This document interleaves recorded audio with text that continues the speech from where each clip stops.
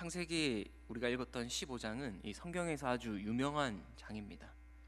이 성경에서 제일 처음 이신칭의라는 교리가 등장하는 장인데요. 우리 창세기 15장 6절 말씀을 함께 한번 읽어보시겠습니다.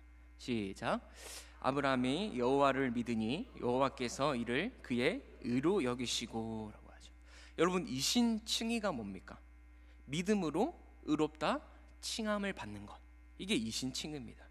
그런데 6절 말씀에서 아브라함이 여호와를 믿으니 여호와께서 이를, 그러니까 여호와를 믿은 것을 아브라함의 의로 여겨주셨다라고 하는 거예요. 그러니까 아브라함이 지금 믿음으로 의롭다 칭함을 받은 거예요. 그런데 여기서 중요한 것은요, 과연 아브라함이 어떤 믿음을 가졌길래 하나님께서 그 믿음을 보시고 의로 여겨주셨냐 하는 겁니다. 여러분, 사실 15장에 나오는 아브라함의 모습은요, 끊임없이 하나님을 불신하고 의심하고 있어요. 하나님을 잘 신뢰하지 못하고 있고요, 정말 얼마 있지도 않은 그 믿음조차 흔들리고 있는 모습입니다. 이 15장 초반부를 보시면요, 하나님이 아브라함에게 이렇게 말씀하세요. 내가 너의 방패요 지극히 큰 상급이다. 정말 최고의 복에 대한 약속이거든요. 정말 최고의 복을 약속하셨는데도 아브라함은 뭐라고 하냐면요, 하나님 왜 자식을 아직도 안 주시는 거죠? 분명히 주신다고 해놓고 도대체 언제 주시는 겁니까? 나는 자식이 없으니 이 다메섹 사람 엘리에셀이 나의 상속자가 될 것입니다. 쉽게 말해서 이런 거예요. 나 하나님 못 믿겠으니 그냥 내 방식대로 내 계획대로 할게요. 지금 이러고 있는 거예요. 전혀 믿음이 없는 모습인 거죠. 그런데 더 놀라운 것은 이런 아브라함의 모습을 보고 하나님이 어떻게 하시느냐. 15장 4절입니다. 여호와의 말씀이 그에게 임하여 이르시되, 또다시 여호와의 말씀이 아브라함에게 임해요. 어떤 말씀을 주시냐? 아브라함아, 이 다메섹 사람 엘리에셀이 너의 상속자가 아니라 내 몸에서 날 자가 너의 상속자가 될 거야. 여러분, 제가 만약 하나님이었다면요, 그래? 어디 네 마음대로 한번 살아봐. 내팽개 쳐줬을 것 같아. 얼마나 잘 사는지 보자. 아니면 너는 아직도 내 말을 믿지 못하는 거니? 이러면서 엄청 야단치고 나무랐을 것 같아. 여러분, 그러나 우리 하나님은요, 긍휼이 많으시고 인자와 자비가 풍성하신 하나님이세요. 또 한 번 말씀으로 위로하시고 격려해 주십니다. 약속을 신뢰하지 못하는 그 연약한 아브라함에게 끊임없이 말씀으로 약속을 상기시켜 주시고 그 약속이 반드시 이루어질 거야. 지금 아브라함을 설득시키고 계시는 거예요. 여러분, 그런데 더 대박인 건요, 아브라함을 밖으로 데리고 나가셔서 하늘의 수많은 별들을 보여주십니다.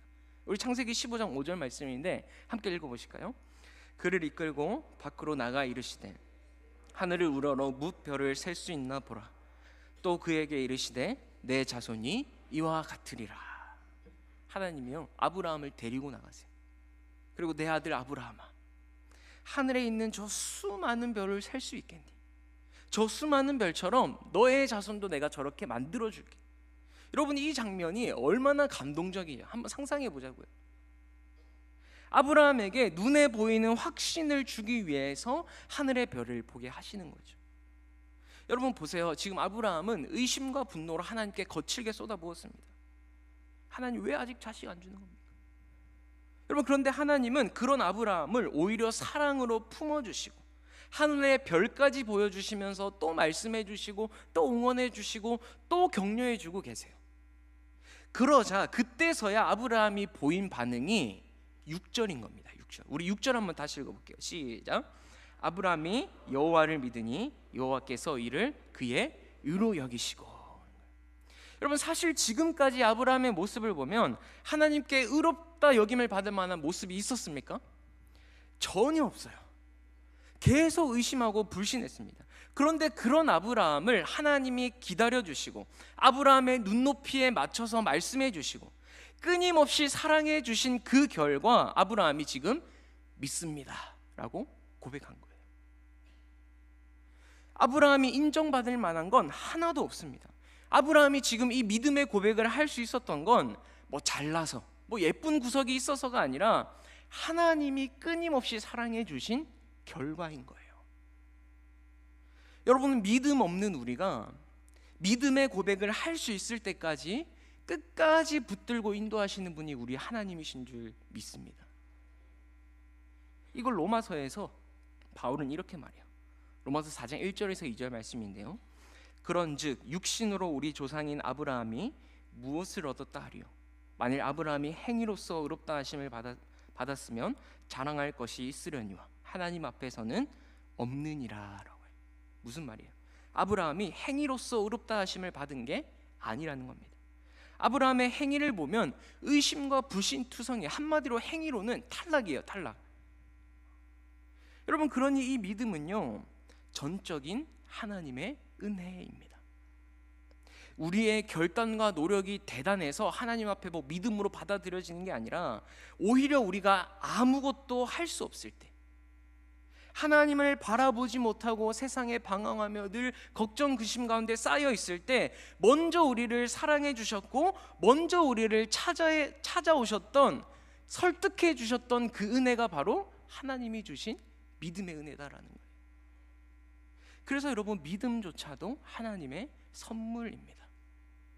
우리가 믿음으로 하나님께 의롭다 하심을 받는데 그 믿음조차도 내 힘과 내 노력이 아니라 하나님이 선물로 주시는 거예요.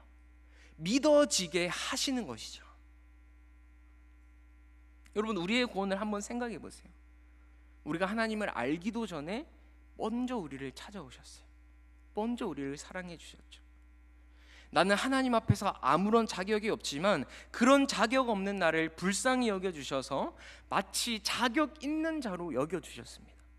도저히 하나님 앞에 나갈 수 없는 죄인이지만 주님의 보혈을 의지해서 나아가면 그 어떤 추악한 죄도 용서해 주시고 나의 있는 모습 그대로를 사랑해 주시는 분이 바로 우리 하나님이세요. 그래서 여러분, 지금 우리가 하나님 앞에 담대히 나아가서 오늘 이 자리에 예배 드릴 수 있는 거 아니겠습니까? 여러분, 이걸 안다면 우리는 마땅히 이렇게 고백할 수밖에 없어요. 저를 한번 따라해 보세요. 모든 것이 하나님의 은혜입니다. 한 번 더 따라해 볼까요? 그렇기 때문에 주를 위해 살겠습니다. 여러분, 그 은혜를 안다면 이제는 주를 위해 살아갈 수밖에 없는 거예요. 그죠? 하나님의 그 크고 놀라운 사랑 앞에 모든 것이 하나님의 은혜였노라 고백하며 하나님께만 찬송과 영광을 올려드리는 저와 여러분 되길 주님의 이름으로 축복합니다. 이렇게 의심하는 아브라함에게 하나님은 하늘의 별을 보여주시면서요, 내가 너로 큰 민족을 이루겠다라는 그 약속을 재확인시켜 주셨어요. 그리고 땅에 대한 약속도 재확인시켜 주는데 오늘 본문 7절 말씀입니다. 우리 7절 말씀 함께 읽겠습니다. 또 그에게 이르시되 나는 이 땅을 내게 주어 소유로 삼게 하려고 너를 갈대아인의 우르에서 이끌어낸 여호와니라. 이런 거죠. 아브라함아, 자손들만 많이 주는 게 아니야. 그 자손들이 다스리고 통치하며 살아갈 수 있도록 이 땅도 줄 것이야 지금 말하고 있는 거예요.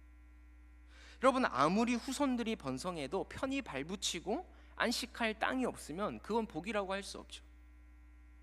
그래서 하나님은 창세기 12장에서 아브라함을 처음 부르셨을 때 그 약속하셨던 그 자손과 땅의 약속을 다시금 상기시켜 주십니다.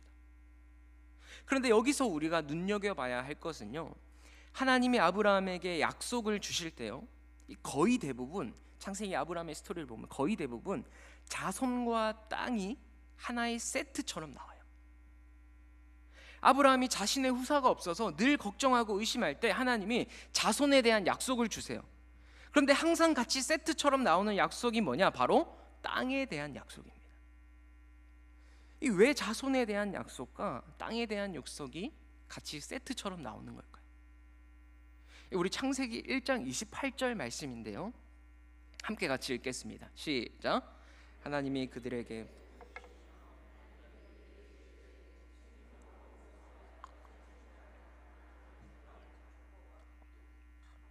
물고기와 하늘의 새와 땅에 움직이는 모든 생물을 다스리라 하시니라. 여러분, 이 창세기 1장 28절에 아주 유명한 구절이죠. 이 문화명령이라고 하는데요, 하나님의 형상으로 만들어진 사람이 하나님이 만드신 세상에서 어떤 역할을 감당할지에 대해서, 살아가야 될지에 대해서 알려주고 있어요. 근데 지금 이 창세기 1장의 문화명령 속에서 아브라함의 언약이 보이십니까? 혹시 여러분 보세요. 하나님이 남자와 여자, 사람을 창조하셨어요.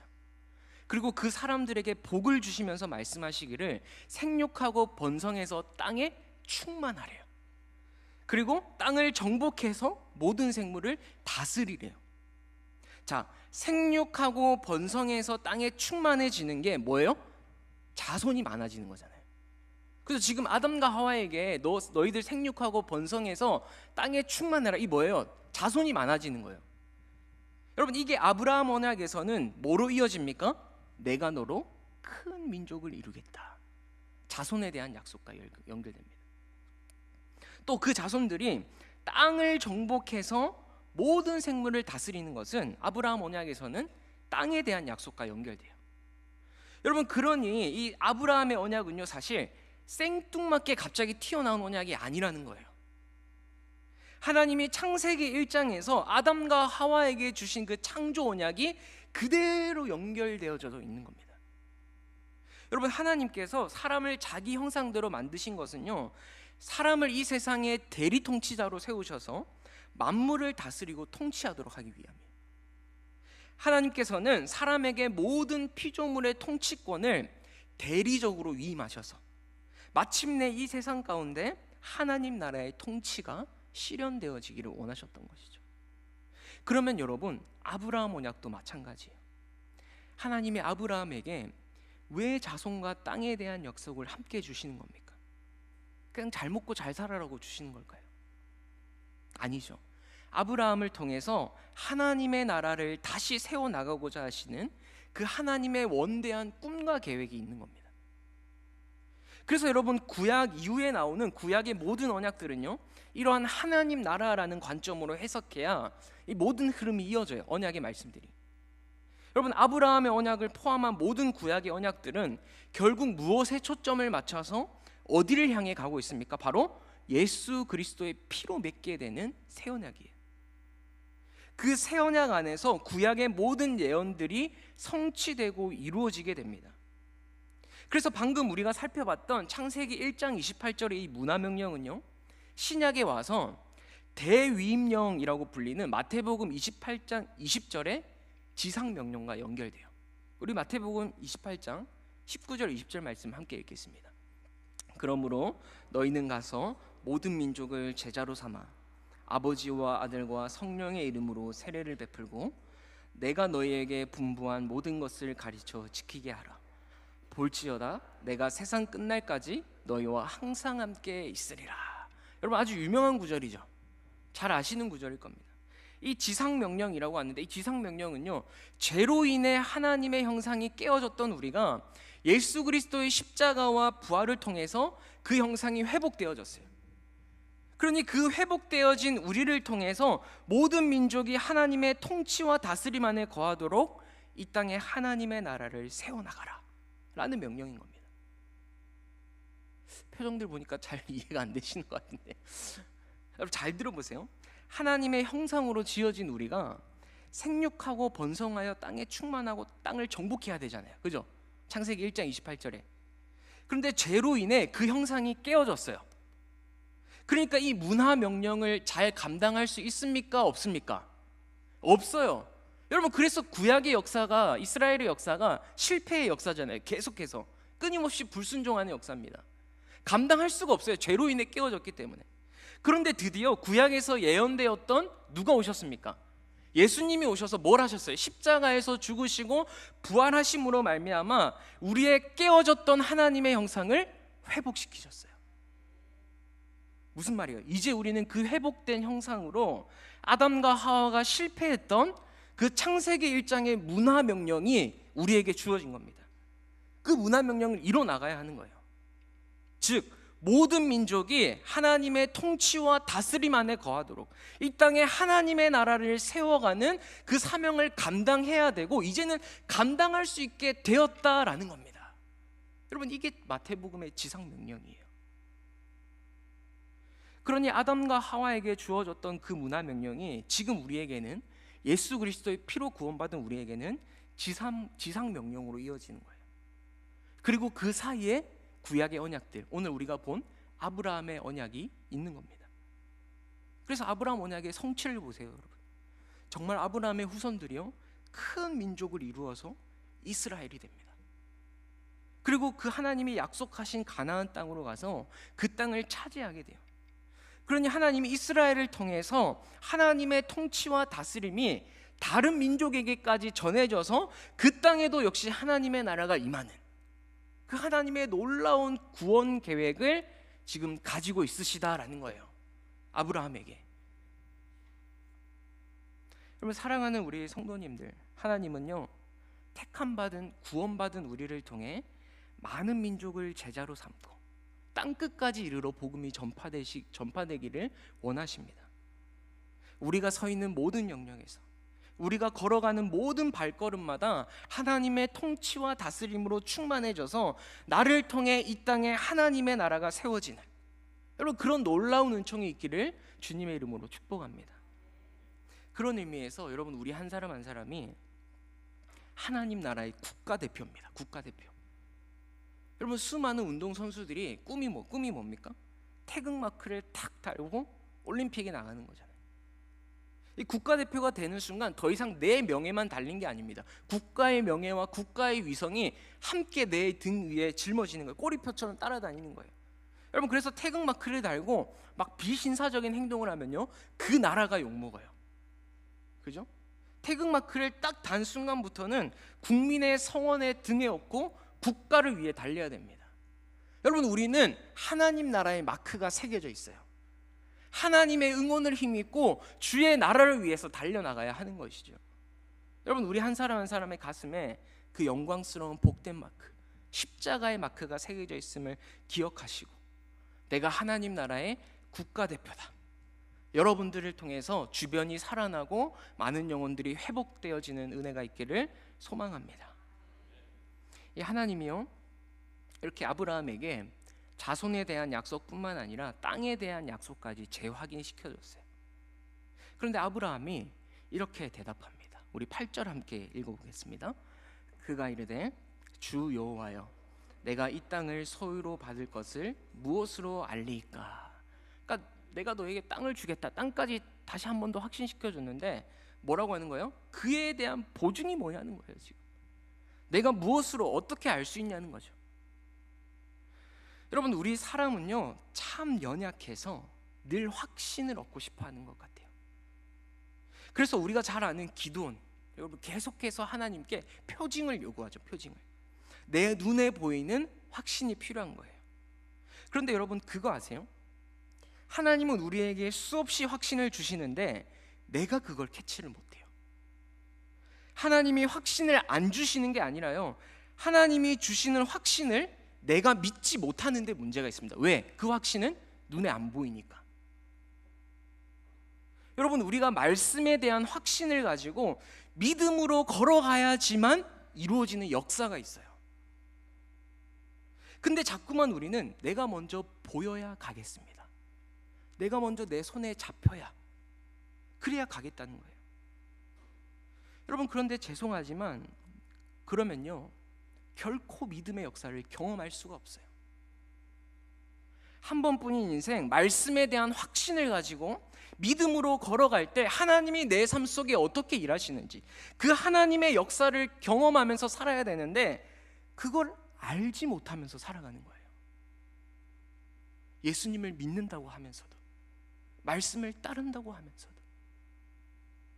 여러분, 얼마나 안타깝습니까? 여러분, 하나님은요, 눈에 보이는 그 어떤 현상보다 가장 확실한 말씀으로 확신을 주십니다. 끊임없이요. 여러분, 우리 모두가 보이지 않아도 믿음의 눈을 들어 볼 수 있는 믿음을 가지길 축복합니다.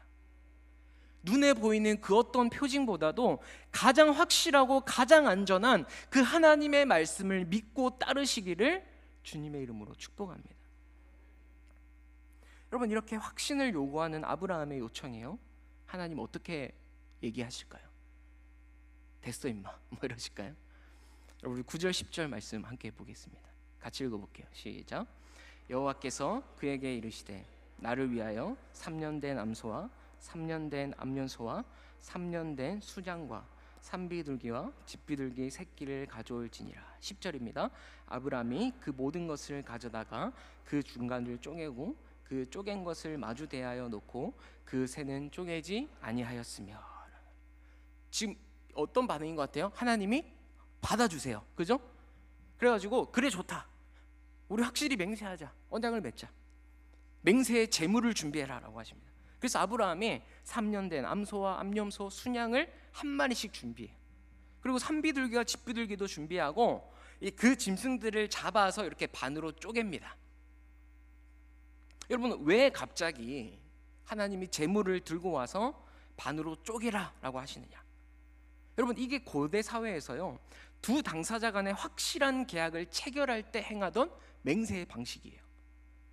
그러니까 짐승을 잡아서 반으로 쪼갭니다. 그리고 약속을 하고 계약을 맺는 두 사람이 그 쪼개놓은 짐승 사이로 지나가요. 이게 뭐냐면 내가 이 언약에 대한 책임을 지겠다라는 일장의 도장을 찍는 겁니다. 도장을 찍는 거예요.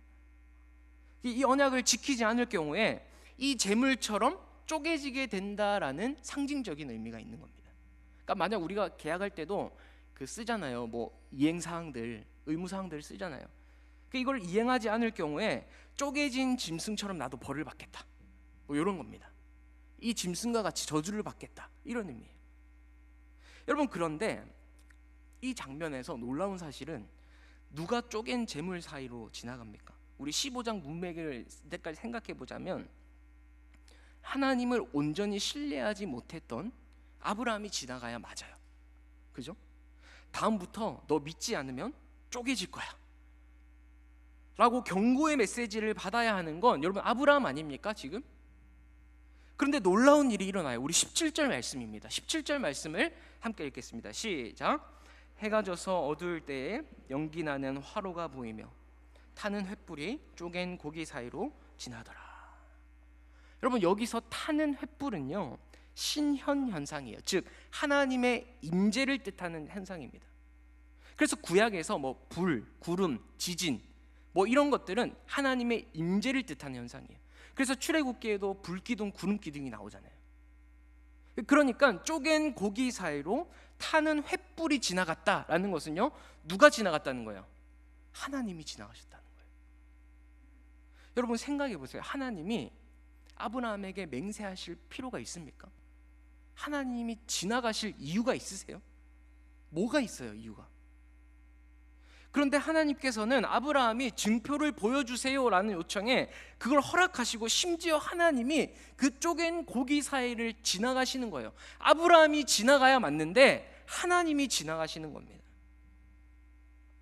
여러분, 그렇게 하실 필요가 없는 하나님이 친히 맹세를 하심으로써 내가 이 언약을 반드시 성취하겠다, 확신하지 못하는 그 연약한 아브라함에게 내가 나의 주권적인 역사로 반드시 이뤄내고야 말겠다, 하나님 편에서의 약속이자 선언이셨어요. 여러분, 그런데 여러분, 오늘 제가 여러분들과 진짜 나누고 싶은 이야기는요, 이 언약이 체결되기 전까지 하나님은 아브라함을 기다리게 하셨다라는 거예요. 우리 10절을 다시 보면 아브라함이 하나님이 명령하신 대로 재물을 가져다가 중간을 쪼갰어요. 그러니까 언약을 체결할 준비를 다 마친 겁니다. 근데 하나님이 바로 언약을 체결하지 않으세요. 우리 11절 말씀 보실까요? 11절 말씀 함께 읽겠습니다. 솔개가 그 사체 위에 내릴 때 아브라함이 쫓았더라. 여기서 솔개라는 말은 히브리 성경을 보면요, 복수로 돼 있어요. 그러니까 수많은 독수리떼라고 보시면 됩니다.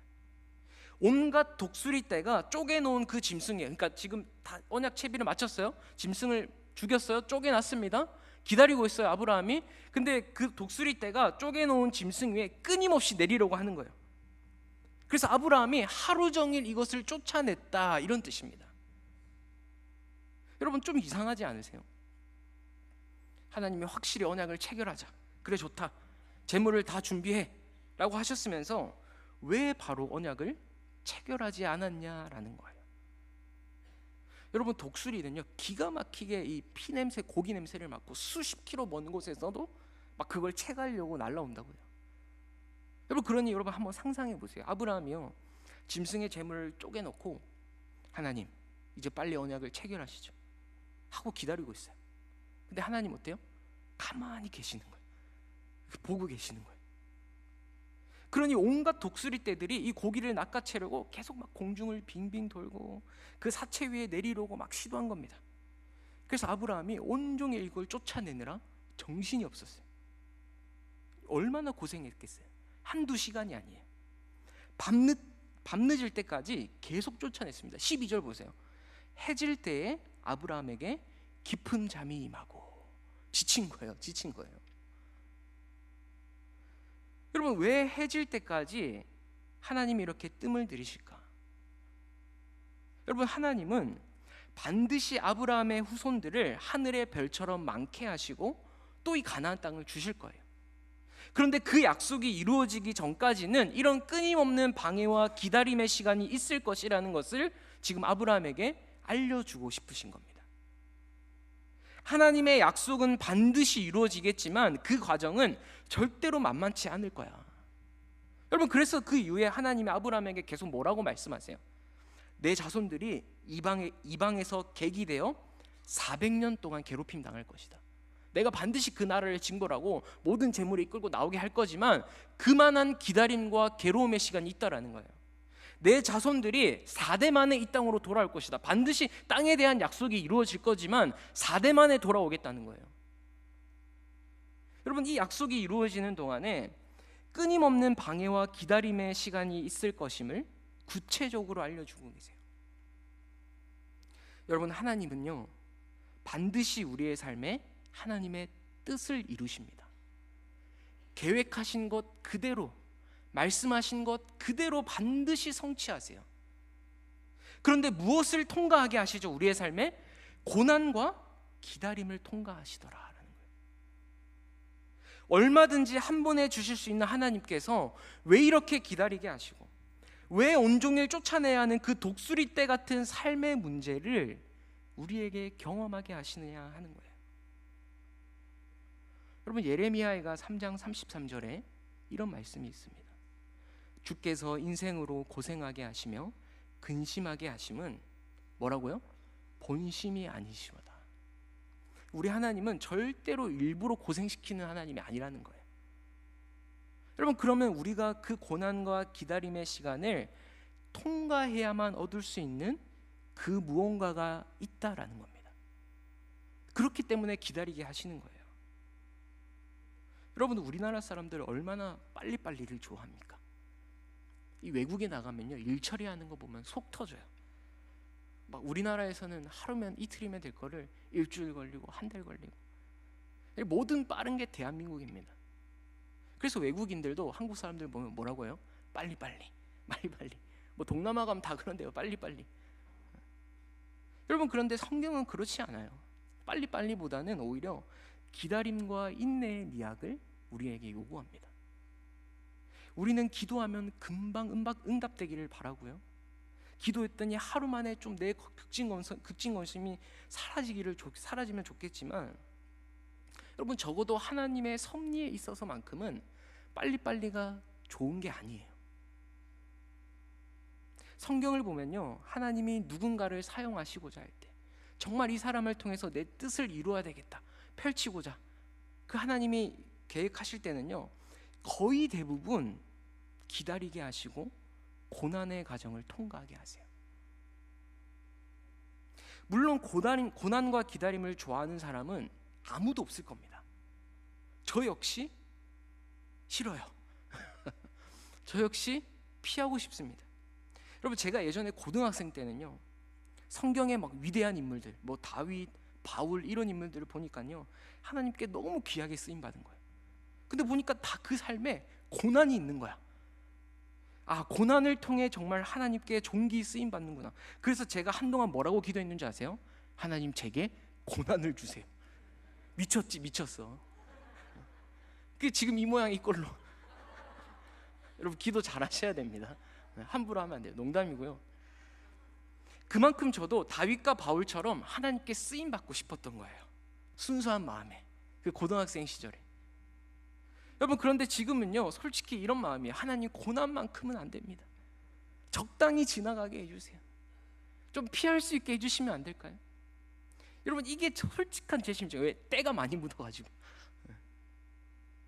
여러분, 이렇게 고난과 기다림을 좋아하는 사람은 별로 없어요. 없을 겁니다. 그러나 그 기다림의 시간과 고난의 시간을 거치지 않고서는 결코 얻을 수 없는 신앙 고백이라는 것이 있다는 거예요.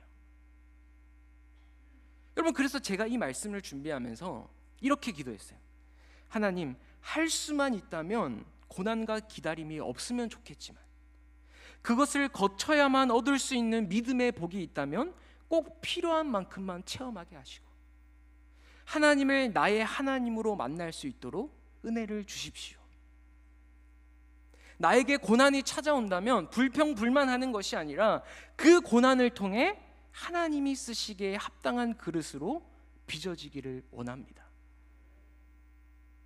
여러분, 우리의 믿음은요, 고난과 기다림을 통해서 그 하나님을 나의 하나님으로 만날 때 진짜 믿음이 돼요. 정금 같은 믿음이 됩니다. 보석 같은 믿음이 되는 거예요. 여러분, 사랑하는 우리 성도님들, 기다림과 고난의 터널을 통과해야만 할 수 있는 신앙 고백이 있다라는 것을 꼭 기억하시기 바랍니다. 그래서 기다림과 고난 속에서 절대로 절망하지 않는 인생이 되길 축복합니다. 여러분, 하나님의 약속이 너무 더디 이루어져서 지칠 대로 지친 아브라함은요, 기진맥진해서 잠이 들고 말아요. 그러고는 깊이 잠들어 쓰러져 있는 아브라함 대신 누가 그 사이를 지나십니까? 하나님이 쪼갠 고기 사이를 지나가십니다. 무슨 얘기를 하고 싶은 거예요? 수많은 기다림과 고난 속에서 때로는 네가 지쳐 쓰러질 수도 있겠지만, 때로는 우리도 아브라함처럼 그냥 지쳐 잠들 수 있겠지만, 다 포기하고 싶은 심정도 들겠지만, 네가 지쳐 쓰러진다 할지라도, 수많은 독수리가 방해한다 할지라도 이 약속은 내가 이룰 것이니 염려하지 마렴. 여러분, 지금 하나님이 그렇게 말씀하시는 거예요. 여러분, 짐승을 둘로 쪼개서 그 피로 맹세한 자리에 약속을 지키겠다고 서 계신 분은 아브라함이 아니라 하나님이셨어요. 여러분, 우리는 늘 연약해서 배반하고 약속을 어기기 바쁩니다. 그러나 하나님은 신실하게 그 약속을 이루시는 분이십니다. 하나님은 절대로 실패하지 않고요, 모든 계획과 생각, 우리의 모든 계획과 생각을 초월해서 반드시 당신의 뜻을 이루시는 분이십니다. 여러분, 혹시 기다림과 고난 속에 계시는 우리 성도님들 있으십니까? 저는 확신합니다. 성도는요, 절대로 고난 때문에 망하지 않아요. 오히려 기다림과 고난을 통과한 자에게는 넘치는 복이 예비되어 있는 줄 여러분 믿으시기 바랍니다. 여러분, 한 번뿐인 인생, 그 복을 좀 누리면서 살자고요. 여러분, 우리에게 복 주시기를 원하시는 그 주님을 붙잡고 이 시간 함께 같이 찬양하도록 하겠습니다.